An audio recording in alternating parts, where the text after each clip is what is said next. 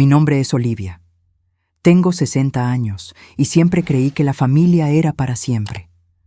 Hasta el día en que mi hijo Ricardo levantó la mano contra mí, no una ni dos, sino 15 veces. Cada golpe fue acompañado por las risas de su esposa Carla. Lo que no imaginaban es que la casa donde me humillaron todavía estaba a mi nombre, y que mi venganza se serviría no con gritos, sino con el silencio helado de los documentos legales. Pero antes de continuar, verifica si ya estás suscrito al canal y escribe en los comentarios: ¿desde dónde estás viendo este video? Nos encanta saber hasta dónde están llegando nuestras historias. Aún puedo sentir el ardor de aquella noche como si fuera ayer. Era un domingo cualquiera, de esos en que las familias se reúnen para cenar. Había preparado la lasaña que Ricardo adoraba desde niño, esa con salsa blanca extra que siempre pedía cuando cumplía un año más. Como si el tiempo no hubiera pasado, todavía lo veía como mi niño, a pesar de sus 38 años y de la expresión cada vez más dura que había adquirido últimamente. Carla llegó primero, con su perfume fuerte que siempre me daba dolor de cabeza. Me sonrió esa sonrisa que nunca alcanzaba sus ojos y puso una botella de vino barato en la mesa. «Para la suegra querida», dijo ella, sabiendo muy bien que yo no bebía por los medicamentos para la presión. Agradecí de todos modos, como siempre hacía para mantener la paz. Ricardo llegó media hora después, ya alterado. Me di cuenta por el modo en que tiró las llaves sobre la mesa y por la manera brusca con que me saludó. Algo en el trabajo debe haber salido mal, pensé. No pregunté. Ya conocía sus accesos de ira cuando lo contrariaban. Nos sentamos a la mesa y serví la comida en silencio. Fue entonces cuando comenté, sin pensarlo mucho, que el grifo de la cocina goteaba y que necesitaba reparación. «El grifo de mi casa, querrás decir», respondió él, enfatizando la palabra como si necesitara recordarme que yo vivía allí por su bondad. Pero la verdad era otra. La casa había sido comprada con el dinero de la venta del apartamento donde viví durante 30 años, después de que mi marido falleciera. En ese momento, Ricardo dijo que sería mejor poner todo a su nombre por cuestiones de impuestos. Como confié en él, firmé la transferencia, pero mantuve la escritura original a mi nombre. «Es solo un grifo, hijo», respondí en voz baja. Fue entonces cuando golpeó la mesa, haciendo saltar los cubiertos. «Te crees muy lista, ¿no?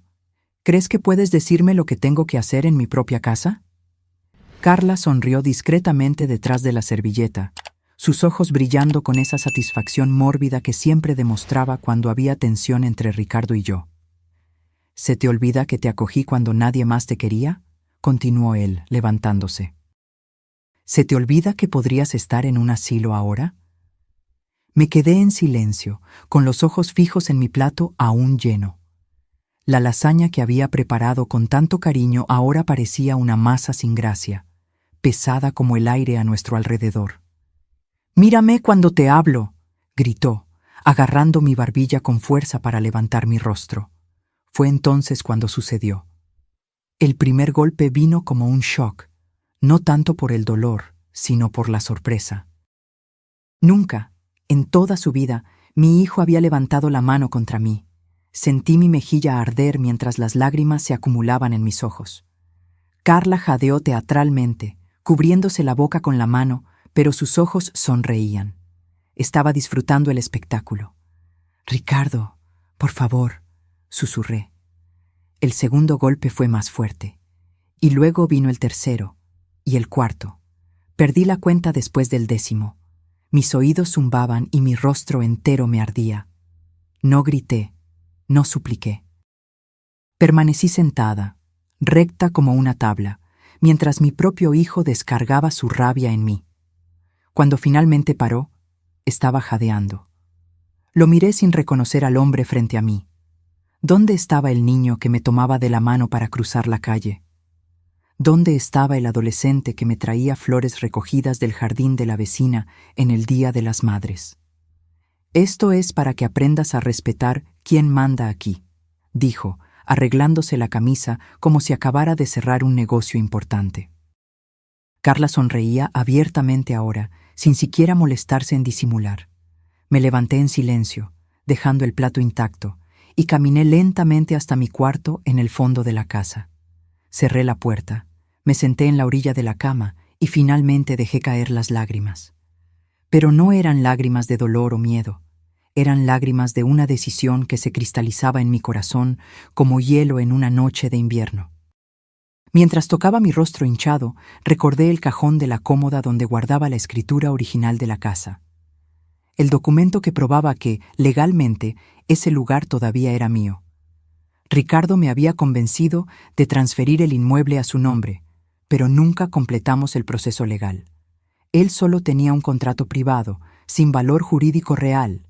Esa noche, mientras escuchaba sus risas en la sala de estar como si nada hubiera pasado, saqué la escritura del cajón y la puse en una carpeta. Por la mañana, cuando salieran a trabajar, visitaría a mi viejo amigo Jorge, un abogado jubilado que aún mantenía contactos en el medio jurídico. Me acosté vestida, sin poder dormir bien. Las horas se arrastraban mientras planeaba cada paso de lo que haría.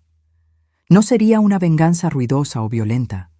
Sería silenciosa y definitiva, como el hielo que ahora ocupaba el lugar donde antes existía amor maternal. Cuando el sol nació, oí los pasos de Ricardo por el pasillo, luego el ruido de la ducha y finalmente la puerta principal cerrándose de golpe. Carla salió enseguida, el sonido de sus tacones resonando por la casa vacía. Esperé media hora más para asegurarme de que no volverían por algo olvidado. Puse la carpeta con los documentos en el bolso, me puse mi abrigo más cálido, ese que Ricardo llamaba trapo viejo, y salí por la puerta trasera. El día estaba nublado y frío, como si el tiempo conspirara con mi humor. Caminé 3 cuadras hasta llegar a la casa de Jorge en Coyoacán. Él abrió la puerta todavía en pijama, pero su expresión cambió al ver mi rostro hinchado. «Olivia, Dios mío, ¿qué te pasó?» «Necesito tu ayuda, Jorge», dije simplemente, entrando cuando él me abrió paso. «Necesito vender una casa». Jorge me sirvió un café mientras examinaba los documentos que yo había traído. Sus ojos iban del papel a mi rostro hinchado, conectando los puntos sin que yo necesitara explicarle todo en detalle. Era un hombre inteligente y había conocido a mi difunto marido. «La escritura está a tu nombre», confirmó él, ajustándose las gafas. «Ricardo nunca registró la transferencia ante notario. Legalmente la casa sigue siendo tuya, Olivia».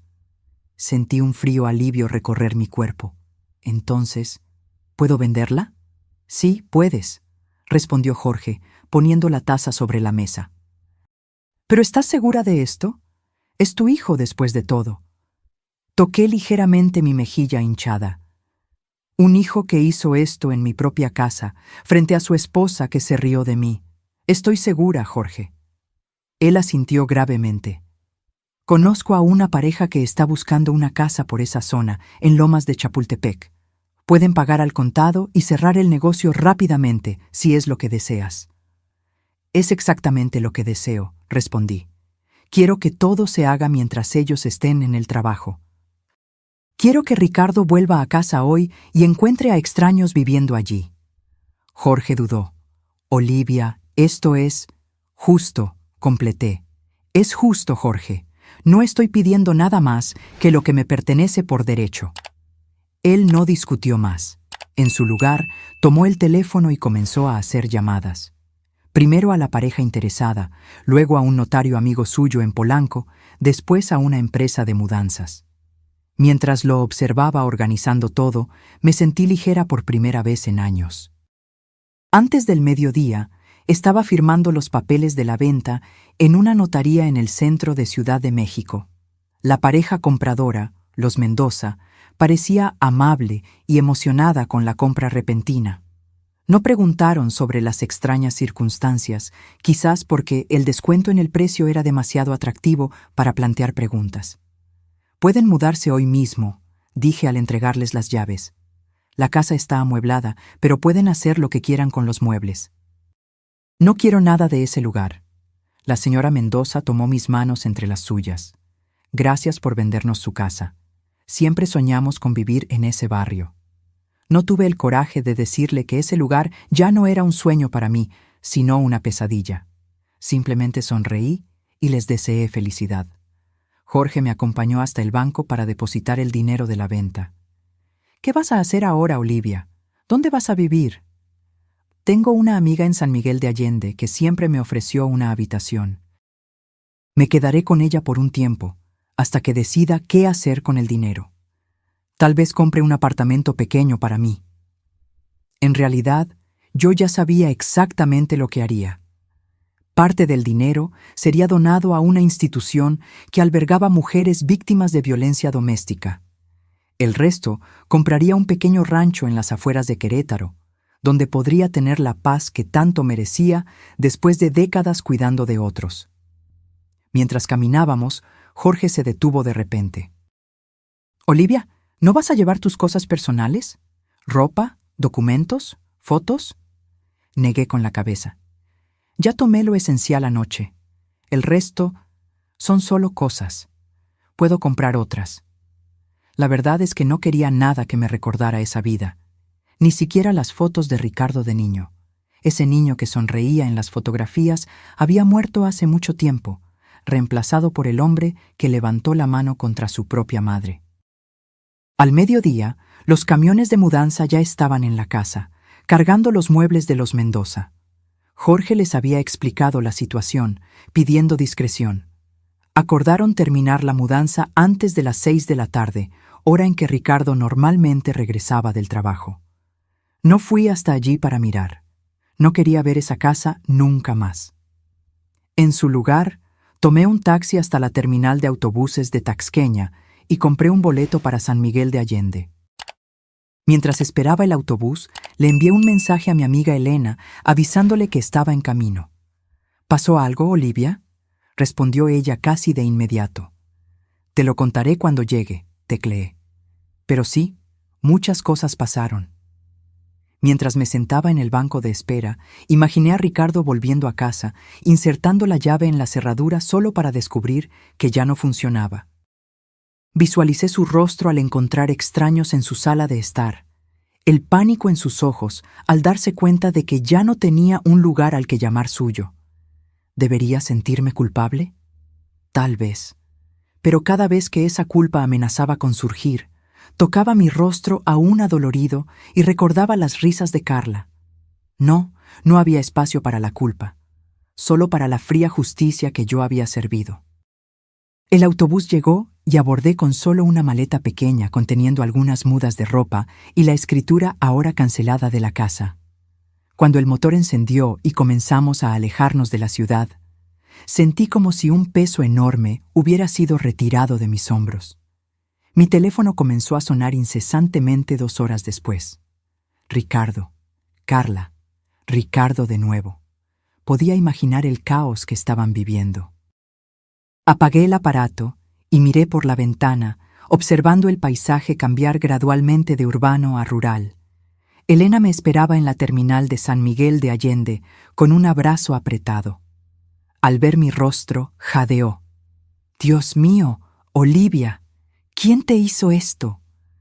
«Mi hijo», respondí simplemente, permitiéndome finalmente llorar en los brazos de mi amiga de décadas. Pero esto se acabó ahora. Ella me llevó a su casa en las afueras de la pequeña ciudad, un lugar acogedor con vista a montañas que parecían abrazar el horizonte. Nos sentamos en su balcón con tazas de té caliente mientras yo le contaba todo lo que había sucedido. «¿Vendiste la casa mientras ellos estaban en el trabajo?», preguntó Elena, incrédula. Asentí. La casa era mía. Siempre lo fue. Ricardo solo creía que era de él. Elena negó con la cabeza, impresionada. «¿Y ahora? ¿Qué vas a hacer?» Miré las montañas a lo lejos, sintiendo una paz que no experimentaba hacía años. «Voy a empezar de nuevo, Elena. A los 60 años voy a empezar de nuevo». Esa noche encendí mi teléfono brevemente para verificar la hora y encontré docenas de mensajes y llamadas perdidas. La mayoría eran de Ricardo, alternando entre súplicas desesperadas y amenazas furiosas. Algunas eran de Carla, acusándome de haber arruinado sus vidas. También había mensajes de números desconocidos, probablemente abogados que habían contratado a toda prisa. Un mensaje en particular llamó mi atención. Era de Jorge. Está hecho, Olivia. Los Mendoza ya están instalados y cambiaron las cerraduras. Ricardo apareció gritando, pero llamaron a la policía. Está todo legalmente protegido. Descansa en paz. No era un descansa en paz de muerte, sino de vida. Una nueva vida que yo construiría a partir de las cenizas de la antigua. Apagué el teléfono de nuevo y miré las estrellas que salpicaban el cielo de San Miguel de Allende. Por primera vez en mucho tiempo, sentí que podía respirar completamente. El aire de la montaña llenaba mis pulmones como una promesa de libertad. Los primeros días en la casa de Elena fueron extraños. Despertaba sobresaltada en medio de la noche, confundida sobre dónde estaba, mi corazón disparado al recordar los acontecimientos. A veces tocaba mi rostro instintivamente, como si aún pudiera sentir la marca de los golpes de Ricardo. La hinchazón había disminuido, pero el recuerdo seguía vívido como una herida abierta. Elena notó mi inquietud. Una mañana, mientras tomábamos café en el balcón, me tomó la mano. Hiciste lo que tenías que hacer, Olivia.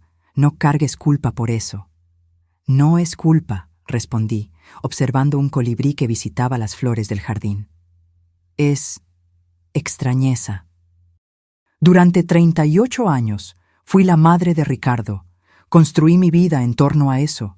Y ahora eres solo Olivia, completó Elena con una sonrisa amable. Olivia que puede hacer lo que quiera, sin rendir cuentas a nadie. Había una libertad aterradora en esas palabras. ¿Quién era Olivia sin el papel de madre sacrificada? ¿Quién era yo, aparte de la mujer que había dedicado su vida a un hijo ingrato? En la segunda semana, decidí encender el teléfono para verificar mi cuenta bancaria. El dinero de la venta de la casa ya estaba disponible, una cantidad considerable que me daría comodidad durante los próximos años. Había más mensajes de Ricardo, pero el tono había cambiado. Ahora él imploraba, decía que había sido un error, que estaba arrepentido, que Carla lo había dejado. Los últimos mensajes eran casi incoherentes, mezclando rabia y desesperación. Una de ellas me hizo detenerme. Estoy durmiendo en el carro, mamá. No tengo a dónde ir. Por favor, perdóname. Sentí un pinchazo en el pecho, ese instinto maternal que nunca desaparece completamente. Por un momento, mis dedos se quedaron sobre el teclado, a punto de responder. Pero entonces recordé la risa de Carla, el sonido de su mano contra mi rostro, la humillación que sentí sentada en esa mesa mientras ellos se divertían con mi dolor. Apagué el teléfono sin responder. Al día siguiente, visitamos una inmobiliaria local. Había un pequeño rancho en venta en los alrededores, nada muy grande, solo un terreno de media hectárea con una casa modesta, algunos árboles frutales y un arroyo que cruzaba el fondo de la propiedad. Era perfecto. ¿Estás segura?, preguntó Elena cuando manifesté interés inmediato. ¿No quieres pensarlo un poco más? Llevo pensando en esto años sin saberlo, respondí con una certeza que me sorprendió. Siempre quise un lugar así, solo mío, donde pudiera plantar mis propias verduras y despertar con el canto de los pájaros. Hicimos la oferta el mismo día. El propietario, un señor mayor que se estaba mudando para vivir con su hija en la capital, aceptó prontamente. En una semana, yo sería dueña de mi propio pedazo de tierra en las afueras de Querétaro. Mientras esperábamos que se finalizara el papeleo, comencé a comprar lo básico para mi nueva vida. Ropa sencilla, algunos utensilios de cocina, semillas para plantar. Elena me acompañaba en las compras, su entusiasmo casi tan grande como el mío. «Estás diferente», comentó ella mientras elegíamos herramientas de jardinería. «Más viva». Era verdad. La mujer encorvada y silenciosa que había vivido en la casa de Ricardo, siempre tratando de ocupar el mínimo espacio posible, estaba desapareciendo. En su lugar, surgía alguien que había olvidado existir. La Olivia que hacía planes, que sonreía sin miedo, que elegía por sí misma. 2 días antes de la mudanza al rancho, un carro extraño se detuvo frente a la casa de Elena. Mi corazón se congeló cuando vi a Ricardo salir del vehículo. Estaba despeinado, con barba por hacer y ojeras profundas. Parecía haber envejecido años en solo unas semanas. «¿Cómo nos encontró?», susurré a Elena, que estaba a mi lado en la ventana. «Debe haber llamado a todas tus amigas hasta que lo descubrió», respondió ella, apretando mi brazo en solidaridad. «¿Quieres que lo eche?». Respiré hondo, sintiendo que el miedo inicial daba lugar a una calma fría. «No, voy a hablar con él». Elena me miró sorprendida. «¿Estás segura? ¿Después de lo que hizo?». «Justamente por eso», respondí. «Necesito cerrar este capítulo de una vez por todas». Salí al balcón mientras Ricardo se acercaba lentamente como un animal herido. Al verme, se detuvo, inseguro. Sus ojos recorrieron mi rostro, donde los últimos vestigios de los moretones aún eran visibles.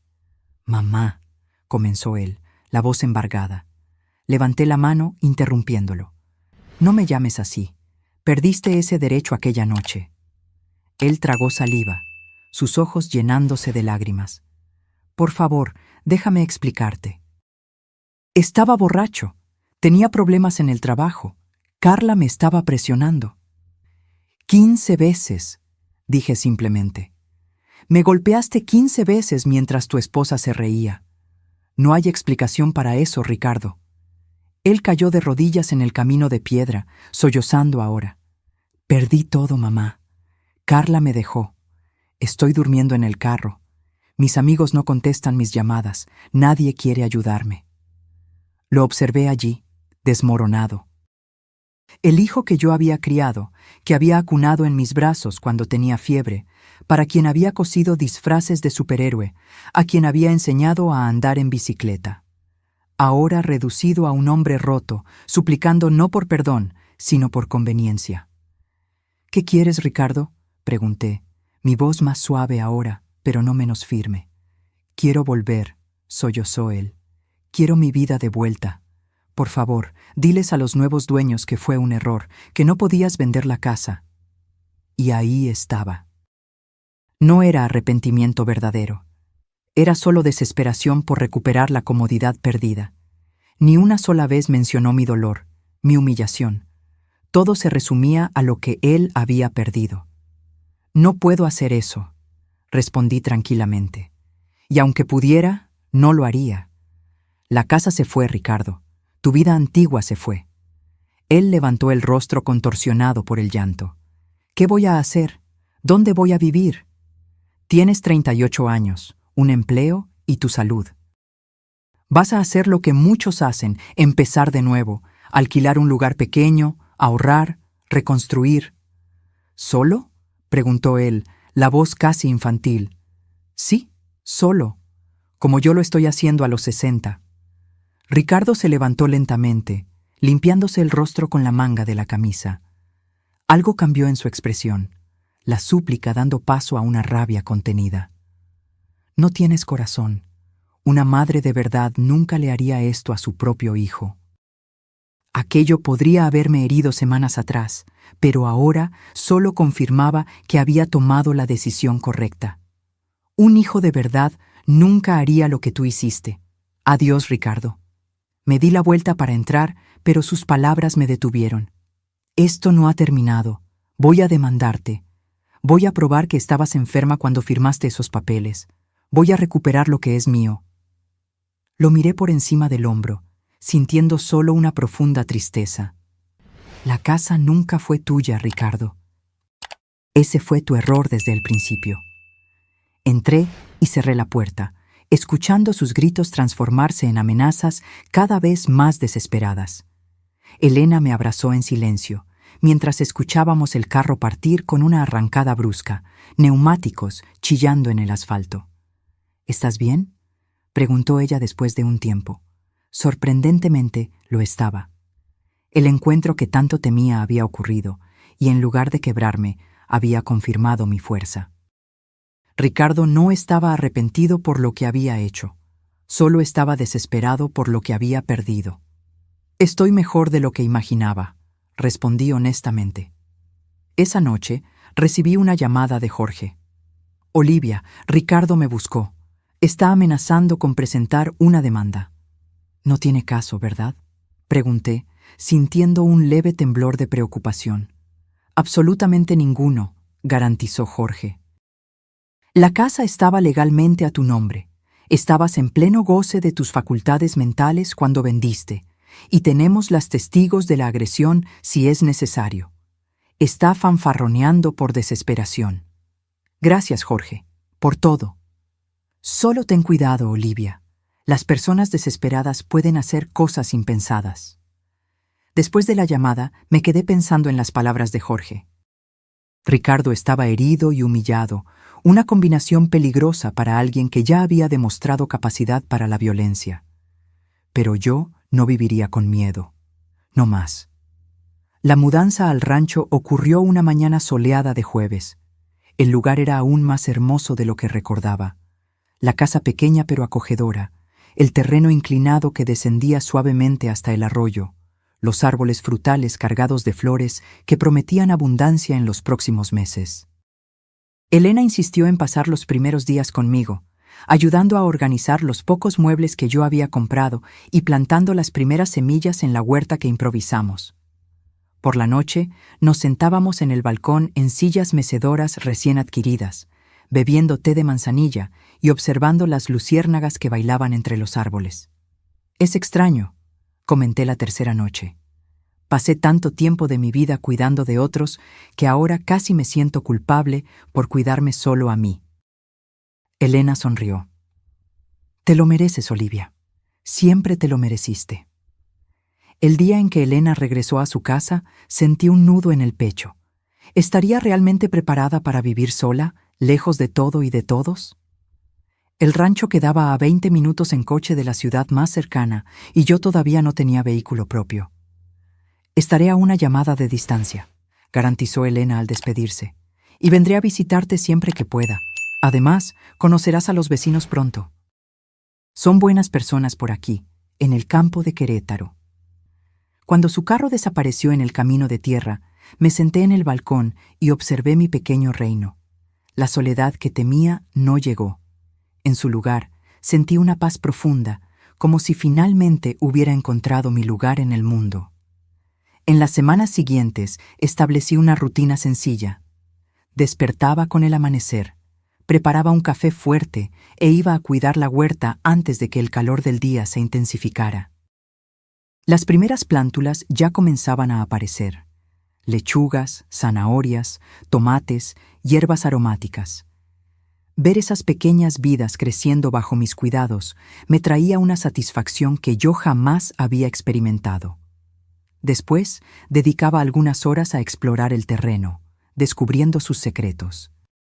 Encontré un mango antiguo escondido entre otros árboles, un pequeño banco de piedra cerca del arroyo que el propietario anterior debió haber construido, e incluso un nido de colibríes en un arbusto florido cerca de la ventana de la cocina. Por las tardes leía los libros que siempre quise leer, pero nunca tuve tiempo. Novelas, biografías, libros sobre jardinería y cocina. O simplemente me sentaba en el balcón con mi cuaderno, escribiendo pensamientos, recuerdos, planes para el futuro. Era como redescubrir una versión de mí misma que había sido silenciada durante décadas. Los vecinos más cercanos, los Fernández, vinieron a presentarse después de una semana. Una pareja de jubilados que cultivaba café en un rancho más grande a 1 kilómetro de distancia. Trajeron pan casero y mermelada de jabuticaba, fruta brasileña, mantengo el nombre, como regalo de bienvenida. «Si necesita cualquier cosa, solo tiene que gritar», dijo el señor Fernández con una sonrisa amable. Aquí en el campo nos cuidamos unos a otros. Su esposa me invitó a un almuerzo de domingo, donde conocí a otros vecinos de la región. Personas sencillas, genuinas, que me acogieron sin hacer preguntas sobre mi pasado.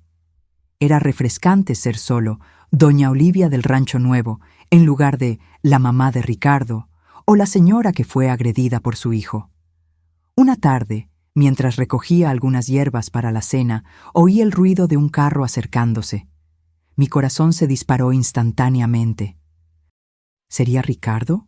¿Habría encontrado mi dirección? Dejé caer la canasta de hierbas y corrí dentro de la casa, espiando nerviosamente por la ventana. Era solo el cartero, entregando un paquete que Elena había enviado. Semillas de flores que no encontrábamos en la región. Respiré aliviada, pero me di cuenta de que el miedo todavía estaba allí, escondido bajo la superficie de mi nueva vida. Por la noche, sentada en el balcón con una taza de té, reflexioné sobre ese miedo. Yo había reconstruido mi vida, encontrado paz e incluso una nueva comunidad que me acogía. Pero aún me asustaba el ruido de un carro desconocido. ¿Ricardo todavía tenía ese poder sobre mí? Decidí que no permitiría eso. A la mañana siguiente llamé a Jorge. «Necesito saber cómo está», dije sin rodeos. No por preocupación maternal, sino por mi propia paz mental. Jorge se quedó en silencio por un momento. Él desistió de la demanda, Olivia. Consultó a algunos abogados y todos dijeron lo mismo. No tenía caso. Por lo que sé, alquiló un apartamento pequeño en un suburbio de Monterrey y está tratando de reorganizarse. ¿Y Carla? Volvió con sus padres en Guadalajara, por lo que oí. Parece que el matrimonio ya estaba por un hilo antes de este incidente. La pérdida de la casa fue solo el empujón final. Absorbí esa información en silencio. Ricardo estaba siguiendo adelante, reconstruyendo su vida como yo le había dicho que haría. Por alguna razón, esto me trajo alivio, no porque me preocupara su bienestar, sino porque significaba que tenía menos razones para intentar encontrarme. Gracias, Jorge. Era eso lo que necesitaba saber. Olivia, dijo él antes de que yo colgara, ¿estás feliz allí? La pregunta me tomó por sorpresa. ¿Feliz? Era una palabra que no usaba hacía tanto tiempo que casi había olvidado su significado. Estoy en paz, respondí finalmente, y creo que, para mí, eso es felicidad. Con el paso de los meses, mi pequeño rancho floreció. La huerta ya producía vegetales suficientes no solo para mi consumo, sino también para intercambiar con los vecinos por otros ítems: huevos frescos, pan casero, leche. Los árboles frutales comenzaron a dar sus primeros frutos, y yo aprendí a hacer mermeladas y compotas con la señora Fernández. Compré algunas gallinas para tener huevos frescos, y un perro, un mestizo color caramelo, que apareció en la carretera un día y decidió que mi patio sería su nuevo hogar. Lo llamé Popcorn, palomitas, porque saltaba de alegría cuando me veía llegar con su comida. Una mañana recibí una visita inesperada. Era Elena, acompañada de una señora mayor que no reconocí de inmediato. «Olivia, esta es Matilde», presentó Elena. Ella dirige el refugio para mujeres víctimas de violencia en la ciudad, en Querétaro. Solo entonces recordé. Había donado una parte considerable del dinero de la venta de la casa a esa institución, sin revelar mi identidad. Matilde tomó mis manos entre las suyas. Vine personalmente a agradecer. Su donación nos permitió reformar el techo que se estaba cayendo y comprar camas nuevas para los niños. Un nudo se formó en mi garganta. No tiene que agradecer. Solo espero que ayude a otras mujeres a encontrar la fuerza que yo tardé tanto en encontrar. Usted es un ejemplo para todas nosotras, dijo Matilde con los ojos llorosos. Elena me contó su historia. Lo que hizo exige una valentía que pocas tienen. No me consideraba valiente. Solo había hecho lo que era necesario para sobrevivir. Pero viendo la gratitud en los ojos de aquella mujer, me di cuenta de que mi historia podría significar algo para otras personas aparte de mí misma. En ese mismo día, Después de la partida de las visitantes, me senté a la mesa de la cocina y comencé a escribir. No un simple registro en mi diario, sino el inicio de un libro. Mi historia, contada no con rabia o amargura, sino como un testimonio de que nunca es tarde para empezar de nuevo, para exigir respeto, para encontrar paz. Escribí todas las noches durante semanas, las palabras fluyendo como el arroyo que cruzaba mi propiedad, a veces calmado, a veces turbulento, pero siempre siguiendo adelante. Escribí sobre los golpes, sobre la humillación, sobre la venta de la casa, sobre mi renacimiento en el rancho.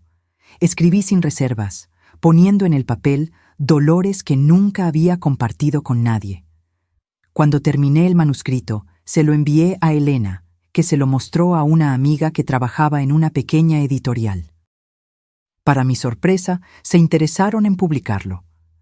Su historia puede ayudar a otras mujeres a encontrar su propia fuerza, dijo la editora por teléfono. Especialmente mujeres mayores que creen estar atrapadas en situaciones abusivas. El lanzamiento del libro Empezar de nuevo a los 60 ocurrió en una pequeña librería de la ciudad, 6 meses después. Yo estaba nerviosa, insegura si había hecho lo correcto al exponer mi vida tan abiertamente. ¿Y si Ricardo lo leía? ¿Y si intentaba impedírmelo? Pero cuando vi la sala llena de mujeres, algunas jóvenes, otras de mediana edad, muchas mayores como yo, me di cuenta de que mi historia ya no me pertenecía solo a mí. Era un faro para otras que aún estaban perdidas en la oscuridad que yo conocía tan bien. ¿Cómo encontró la valentía?, preguntó una señora durante la sesión de autógrafos, sus manos temblorosas sosteniendo mi libro. Pensé por un momento antes de responder. No fue valentía lo que encontré primero, fue dignidad. La valentía vino después, cuando me di cuenta de que merecía más de lo que estaba recibiendo. Ella asintió, con lágrimas en los ojos, y susurró un gracias que cargaba el peso de décadas de silencio. Al final del evento, cuando la librería ya estaba casi vacía, noté a un hombre parado cerca de la puerta. Mi corazón falló un latido cuando reconocí a Ricardo. Más delgado, más viejo, observándome de lejos con una expresión que no pude descifrar. Nuestras miradas se cruzaron a través de la librería casi vacía. Ricardo no se acercó, solo se quedó allí, parado como una estatua cerca de la puerta. Sentí mi cuerpo endurecerse, preparándose instintivamente para una confrontación. Elena, que estaba a mi lado organizando los libros no vendidos, percibió mi tensión. ¿Es él?, susurró, siguiendo mi mirada. Asentí ligeramente, incapaz de desviar los ojos del hombre que un día llamé hijo. Parecía diferente, no solo más delgado, sino de alguna manera disminuido, como si se hubiera encogido dentro de su propia ropa. El aire de arrogancia que siempre lo acompañaba había desaparecido. ¿Quieres que le pida que se vaya?, ofreció Elena, su tono protector. No, respondí, sorprendida con mi propia calma. Está todo bien. Me levanté y caminé lentamente en dirección a él, sintiéndome extrañamente poderosa en mi vestido nuevo, un regalo que había comprado para mí misma con el primer adelanto del libro. Ricardo permaneció inmóvil, sus ojos registrando cada paso mío como si estuviera viendo un fantasma. Me detuve a unos metros de él, manteniendo una distancia segura. No por miedo, me di cuenta, sino por elección, por respeto a mis propios límites. «Hola, Ricardo», dije simplemente. Él tragó saliva, sus ojos recorriendo mi rostro, mi postura, como si intentara reconciliar a la mujer confidente frente a él con la madre sumisa que conocía. «Estás diferente», comentó finalmente, su voz baja e incierta. «Lo estoy», confirmé. No había necesidad de explicar más. Él sostenía un ejemplar de mi libro, noté. Los bordes ya estaban ligeramente doblados, como si hubiera sido leído varias veces. «Vine a darte esto», dijo él, extendiendo un sobre blanco. «No es mucho, pero es lo que puedo pagar ahora». Miré el sobre sin tomarlo. «¿Qué es esto?» «Dinero», respondió, aún extendiendo el sobre. Comencé a ahorrar después de que leí tu libro, un poco cada mes, para reembolsarte por la casa. La sorpresa me dejó momentáneamente sin palabras. De todas las cosas que imaginé que Ricardo podría querer, esa nunca había pasado por mi cabeza. No necesito tu dinero, respondí finalmente. Lo sé, dijo él, bajando la mano con el sobre. Pero necesito pagarte, por favor. Había algo en su voz, no manipulación o autocompasión, sino una necesidad genuina. Me di cuenta de que no era sobre el dinero en sí, era sobre reconocimiento, sobre asumir responsabilidad. ¿Qué quieres realmente, Ricardo?, pregunté directamente.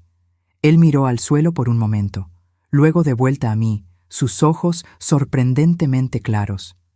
Quiero decir que leí tu libro 3 veces. Quiero decir que tenías razón en hacer lo que hiciste. Quiero decir que lo siento, no por haber perdido la casa, sino por lo que te hice, por los golpes, por la humillación. Hizo una pausa, respirando hondo. Y quiero decir que entiendo si nunca me perdonas. No me había preparado para esto. Había imaginado a Ricardo furioso, amenazante, tal vez incluso vengativo, o patético, suplicando por ayuda financiera. Pero no esto. Esta versión sobria, reflexiva, que parecía haber realmente comprendido el peso de sus acciones. ¿Dónde estás viviendo ahora?, pregunté, cambiando de tema mientras procesaba sus palabras. Alquilé un apartamento pequeño cerca del trabajo, respondió él. Nada especial, pero es lo que puedo pagar, aquí en Monterrey. ¿Y Carla? Una sonrisa triste apareció en su rostro. Se fue cuando se dio cuenta de que ya no había casa grande o cuenta bancaria cómoda. Fue lo mejor que pudo haber pasado, en realidad. Nos quedamos en silencio por un momento. Elena mantenía la distancia, pero podía sentir su mirada atenta, lista para intervenir si fuera necesario. «Tu libro», continuó Ricardo, levantando el ejemplar ligeramente, «es poderoso. Me dolió leer. Me dolió mucho, pero lo necesitaba. Nunca había visto las cosas desde tu lado antes». «La mayoría de los agresores no lo ve», respondí, sorprendida con la frialdad analítica en mi voz. No era crueldad, solo una constatación. «Sé que no merezco nada de ti», dijo él, la voz fallándole. «Solo quería que supieras que estoy tratando de ser una mejor persona. Estoy asistiendo a un grupo para hombres con historial de violencia. Estoy aprendiendo». Lo miré, realmente lo miré. Más allá de la figura familiar de mi hijo, más allá de los recuerdos buenos y malos. Vi solo un hombre de mediana edad tratando de reconstruirse a partir de los escombros de sus propios errores. No muy diferente de lo que yo misma había hecho. «Me alegra que estés buscando ayuda», dije sinceramente. «Es el primer paso». Él asintió, aún sosteniendo el sobre. «Todavía quiero que aceptes esto, no por ti, sino por mí. Necesito empezar a reparar lo que hice de alguna forma». Pensé por un momento y tuve una idea. Hay un refugio para mujeres víctimas de violencia en la ciudad. Se llama Casa Renacer. Haz tu donación allí. Sus ojos se abrieron ligeramente en comprensión. «Fue a ese lugar donde donaste parte del dinero de la casa, ¿verdad? Está en el libro». Asentí. Ellas necesitan más que yo. Él guardó el sobre en el bolsillo, aceptando mi sugerencia. «Voy a hacer eso mañana mismo». Otro silencio, menos tenso esta vez. «Tu rancho parece un lugar bonito», comentó él, refiriéndose a las descripciones en el libro. «Pareces feliz allí».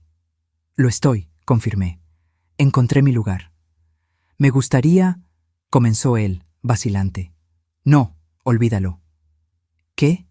«Nada. No tengo el derecho de pedir nada». Entendí lo que quería decir incluso sin que completara la frase. Quería visitarme, ver dónde vivía, tal vez intentar reconstruir algún tipo de relación. Pero tenía razón. Era demasiado pronto. Tal vez siempre lo sería. «Necesito irme», dijo él finalmente, percibiendo mi silencio. «Solo quería verte y decirte esto personalmente. Tu libro Va a ayudar a mucha gente. Eres más fuerte de lo que jamás imaginé. Fue la cosa más sincera que Ricardo jamás me había dicho en toda su vida adulta. No una manipulación o un halago para conseguir algo a cambio. Solo una verdad simple, ofrecida sin expectativas. Gracias por venir, respondí, sorprendiéndonos a ambos, y buena suerte con tu recuperación. Él asintió con la cabeza, un movimiento casi imperceptible, y luego se dio la vuelta para salir. En la puerta, se detuvo y miró hacia atrás una última vez. Mamá, Olivia, realmente lo siento.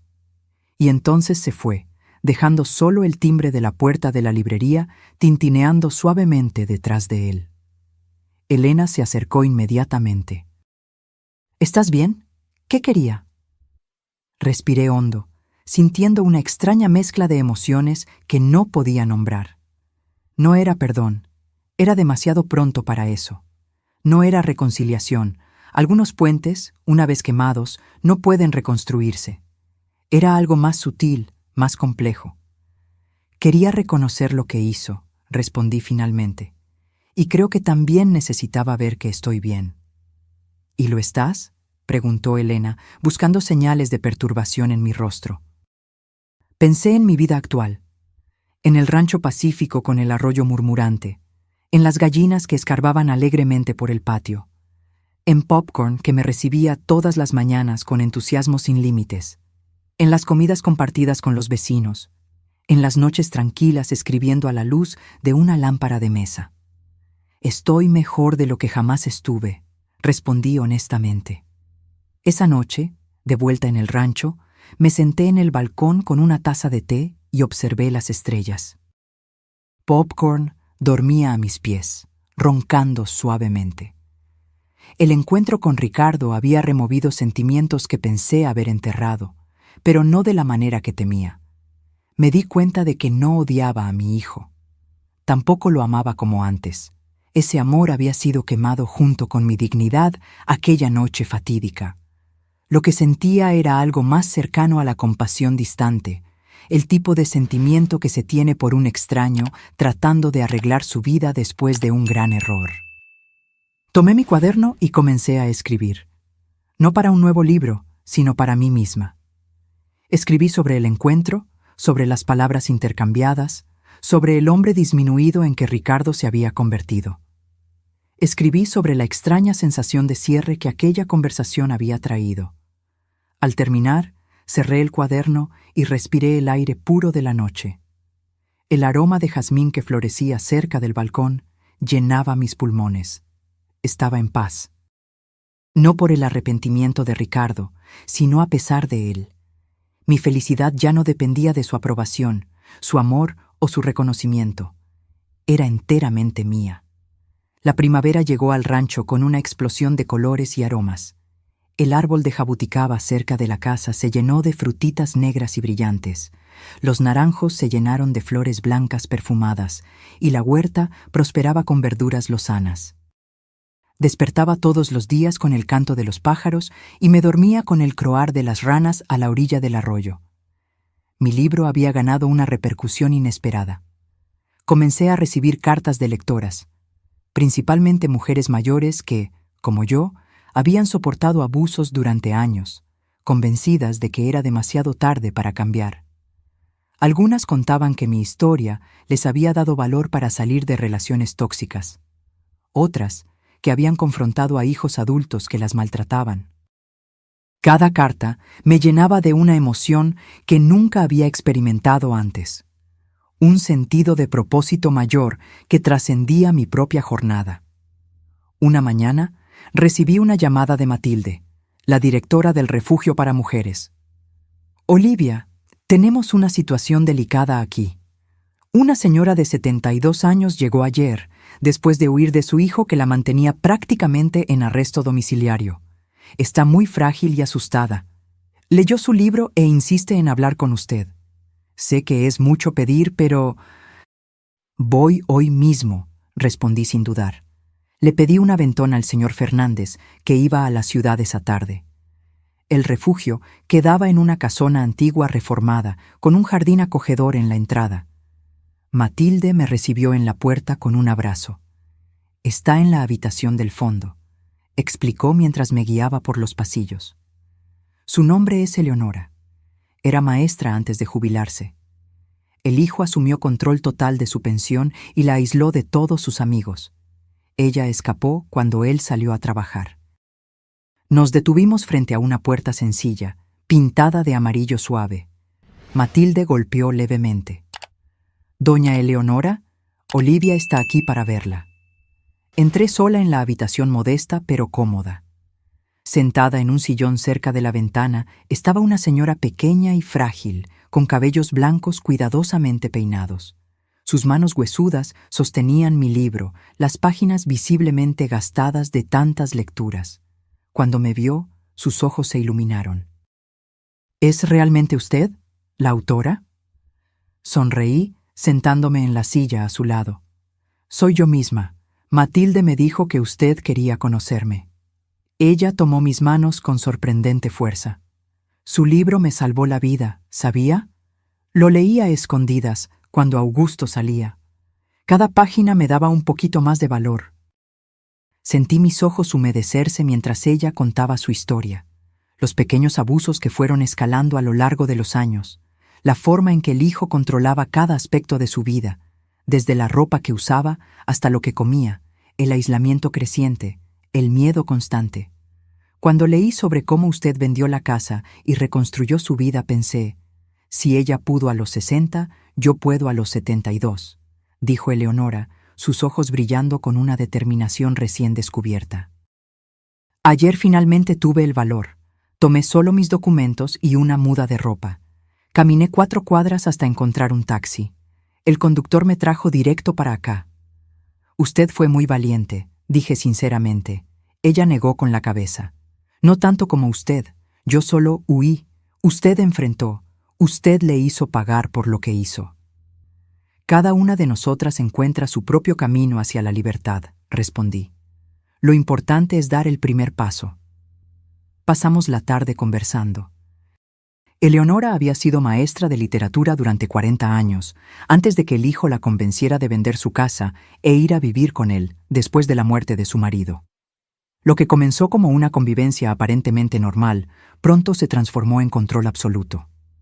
«El dinero de la venta de mi casa desapareció», contó ella. «Augusto decía que estaba invirtiendo para mí, pero nunca vi un centavo. Cuando comencé a cuestionar, él se puso agresivo. Primero eran solo gritos, luego empujones, hasta que un día me encerró en la habitación por haber llamado a una antigua colega de trabajo. Era una historia que yo conocía demasiado bien, no solo por mi propia experiencia, sino por las decenas de cartas que había recibido desde la publicación del libro.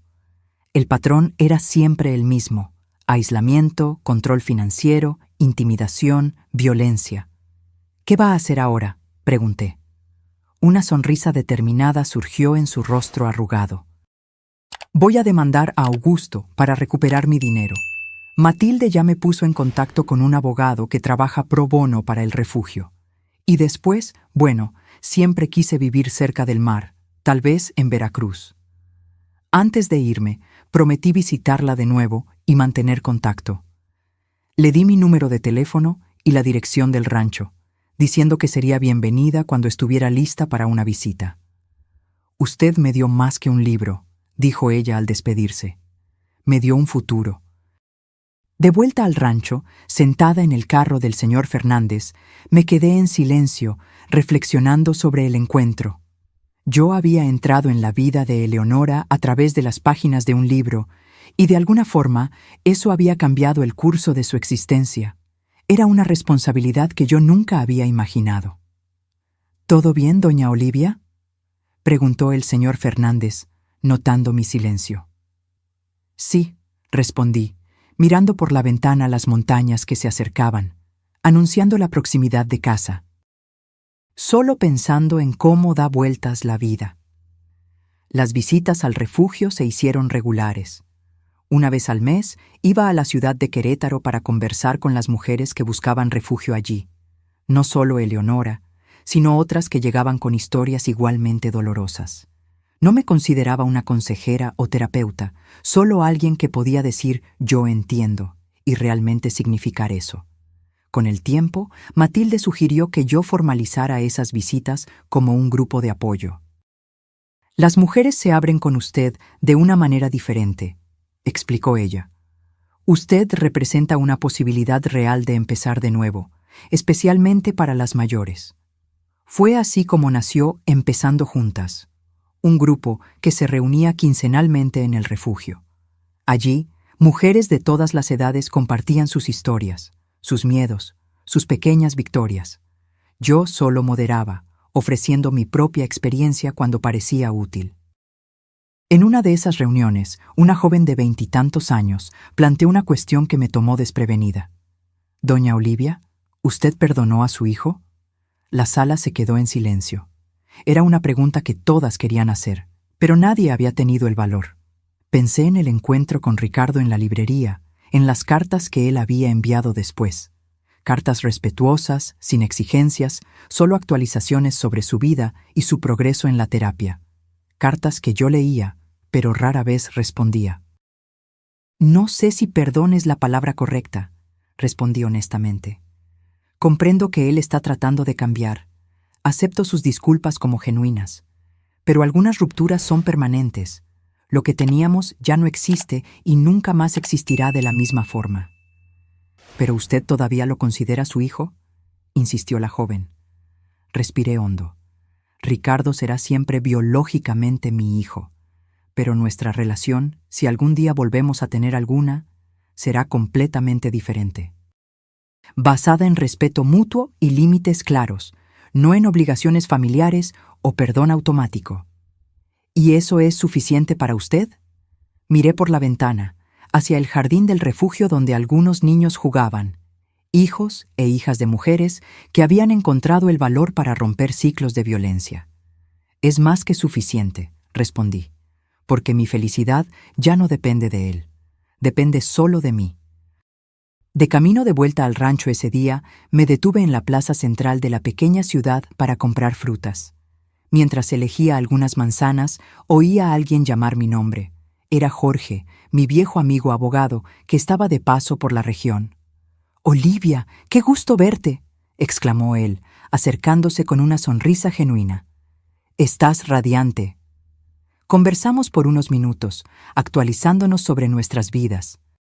Jorge se había jubilado completamente y ahora se dedicaba a la pintura, un hobby de juventud que había abandonado por la carrera jurídica. «Hablé con Ricardo la semana pasada», comentó él casualmente. «Me llamó para agradecer por el consejo que le di cuando él quería demandarte. Dijo que fue la mejor cosa que hice por él, impedirle cometer otro error». Asentí, sin saber bien qué decir. Era extraño oír noticias de mi hijo a través de terceros, como si él fuera solo un conocido distante. «Él está realmente tratando, Olivia», continuó Jorge. «No estoy defendiendo lo que hizo, jamás lo haría, solo pensé que te gustaría saber». «Gracias por contarme», respondí sinceramente. «Espero que encuentre su camino». Mientras conducía de vuelta al rancho, pensaba en esa extraña red de conexiones que la vida teje. Ricardo, que había sido el centro de mi universo por tanto tiempo, ahora era una figura periférica.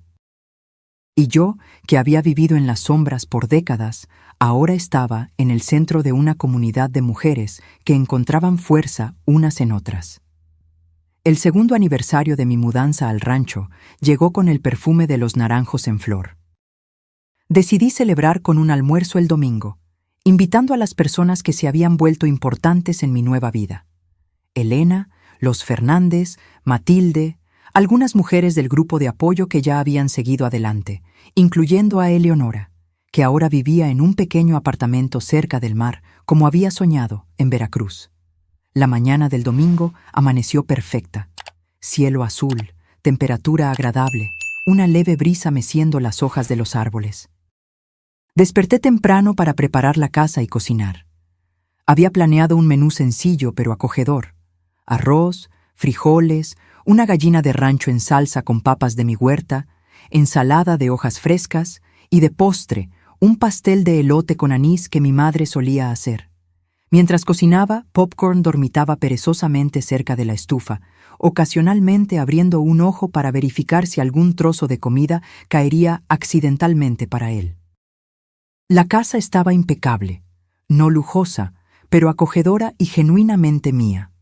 En las paredes había enmarcado algunas acuarelas que comencé a pintar en los últimos meses, incentivada por Elena. No eran obras maestras, pero capturaban la belleza simple de mi pequeño paraíso. El arroyo, los árboles, el amanecer visto desde el balcón. Los invitados comenzaron a llegar alrededor del mediodía. Elena fue la primera, trayendo un pie de limón como contribución. Los Fernández vinieron enseguida, con una botella del café especial que producían. Matilde llegó con 2 mujeres del refugio que yo aún no conocía, presentándolas con cariño. Eleonora apareció acompañada por una amiga de la infancia que había reencontrado después de décadas de separación forzada. Arreglamos una gran mesa en el balcón, cubriéndola con un mantel colorido bordado que había comprado en el mercado de la ciudad. Las conversaciones fluían naturalmente, risas resonaban por el terreno, historias eran compartidas sin prisa. Observé aquel grupo diverso reunido en mi casa. Personas que hacía 2 años yo ni siquiera conocía, pero que ahora formaban parte integral de mi día a día. Después del almuerzo, mientras servíamos el café, oí el sonido de un carro acercándose en el camino de tierra. No estaba esperando a nadie más. Todos los invitados intercambiaron miradas curiosas. ¿Estás esperando a alguien más, Olivia?, preguntó Elena. No, respondí, levantándome para ver quién era. Mi corazón se aceleró cuando reconocí el carro estacionándose bajo la sombra de un mango. Era Ricardo, solo. Un silencio tenso cayó sobre la mesa. Elena se acercó a mí protectoramente. ¿Quieres que le pida que se vaya?, susurró. Miré a mis invitados, personas que conocían mi historia, que sabían quién era Ricardo y lo que él había hecho. Algunos parecían preocupados, otros curiosos. Eleonora tenía una expresión particularmente tensa, tal vez reviviendo sus propios traumas. No, respondí finalmente. Voy a hablar con él. Caminé hasta el carro con pasos firmes. Ricardo salió vacilante, vistiendo una camisa sencilla y pantalones de mezclilla. Parecía nervioso, sosteniendo un pequeño envoltorio en las manos. «Disculpa aparecer sin avisar», dijo él cuando me acerqué. Llamé varias veces, pero nadie contestó. «Estamos almorzando», expliqué, indicando la mesa en el balcón con un gesto.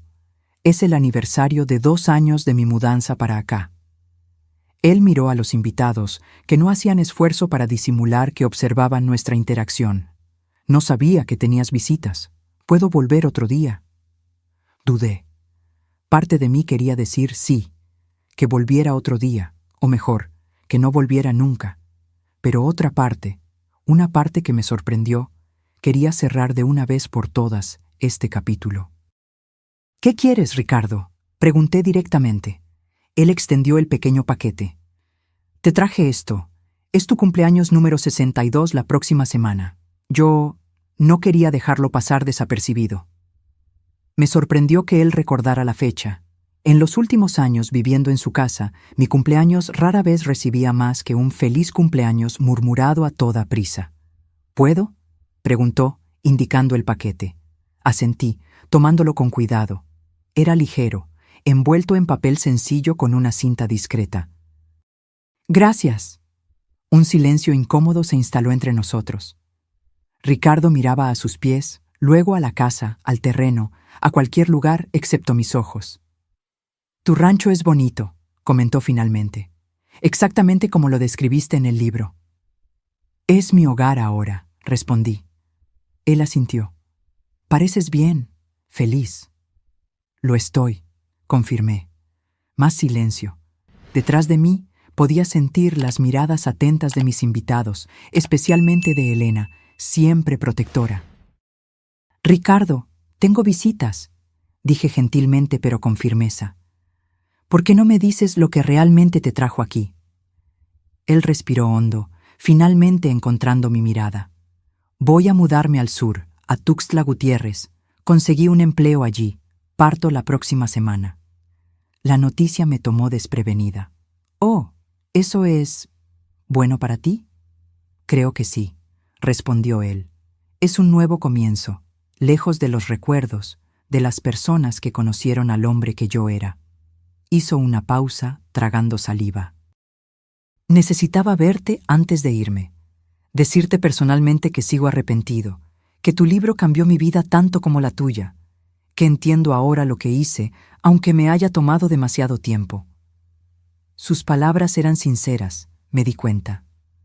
No había manipulación o autocompasión en ellas, solo la simplicidad cruda de la verdad.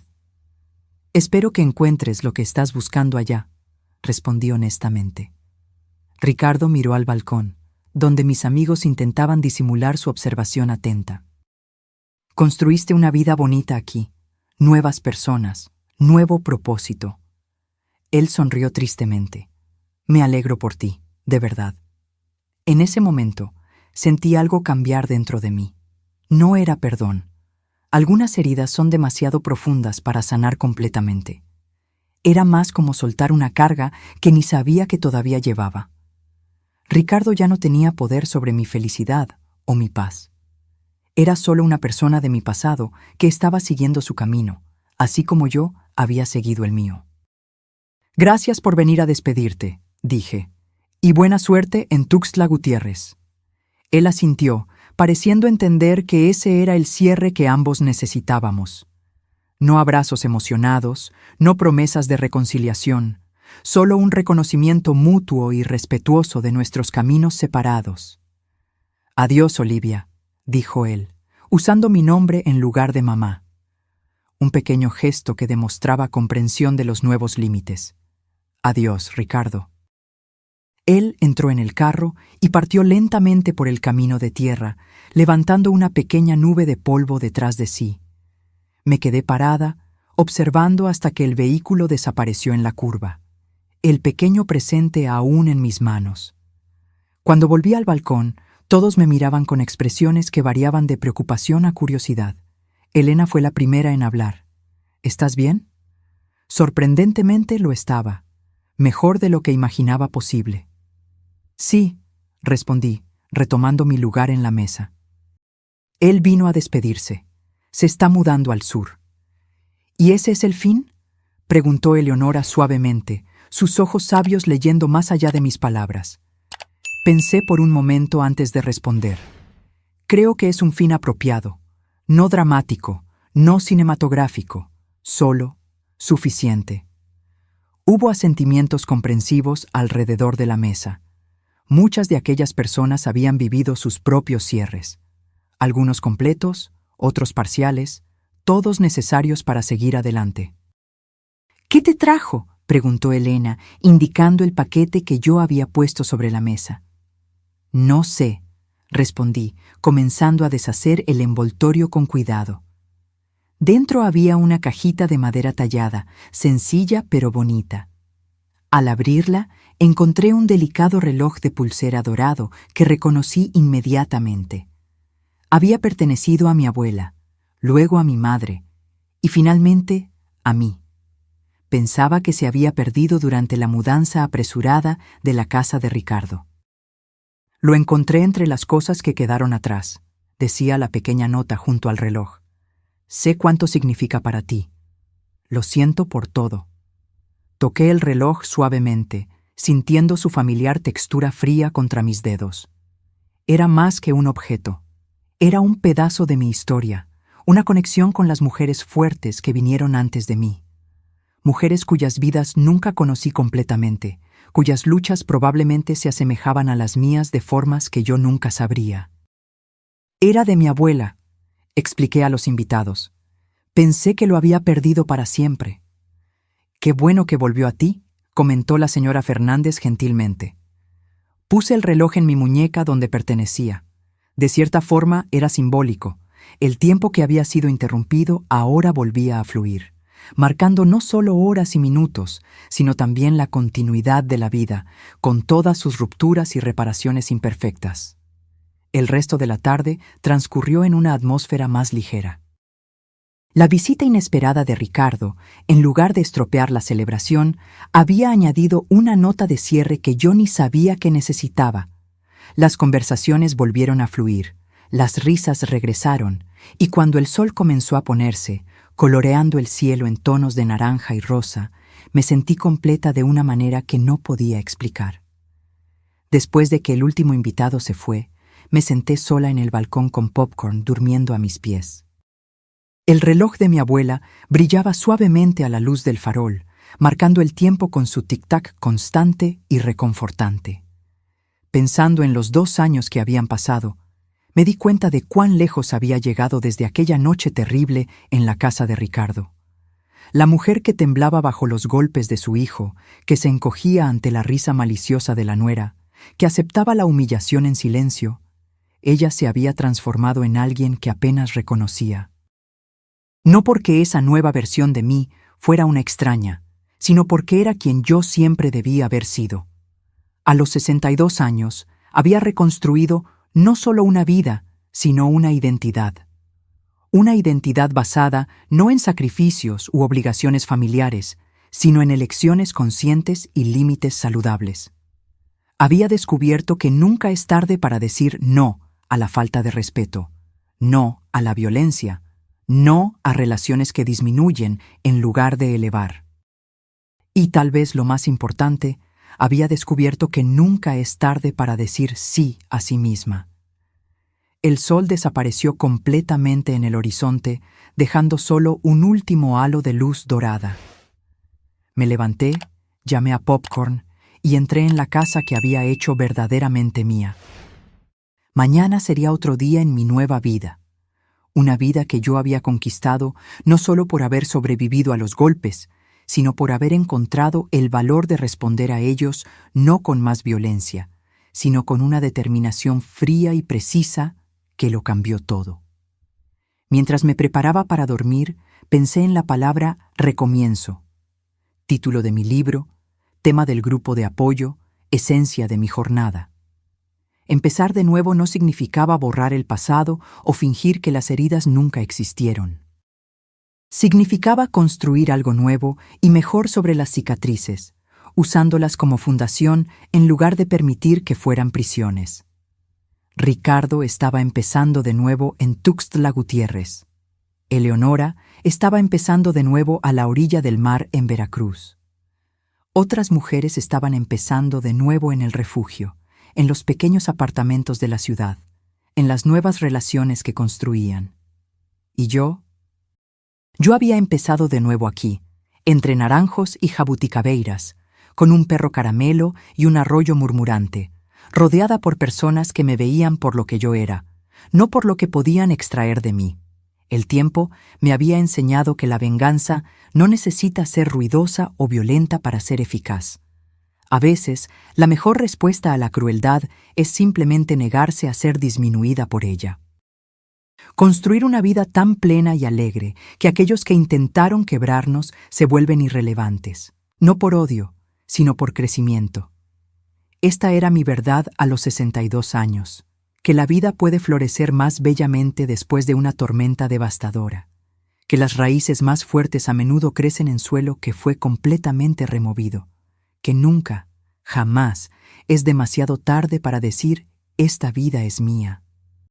Y para cualquier mujer escuchando mi historia, sea ella joven o mayor, atrapada en relaciones abusivas o solo comenzando a identificar las señales de alerta, mi mensaje es claro: usted merece respeto, usted merece paz, usted merece una vida que sea verdaderamente suya. Y si yo, a los 60 años, pude encontrar el valor de empezar de nuevo después de décadas de sumisión, usted también puede. No importa su edad, su situación financiera, sus miedos. El primer paso es el más difícil, pero cada paso después de él se vuelve un poco más fácil, hasta que un día usted se encuentra caminando, no, bailando, en dirección a una libertad que ni sabía que existía. Ahora, si te gustó esta historia, haz clic en suscribirse y dime en los comentarios qué parte te dejó boquiabierto. Ah, y no olvides hacerte miembro para tener acceso a videos exclusivos que no publico aquí. Te espero allí.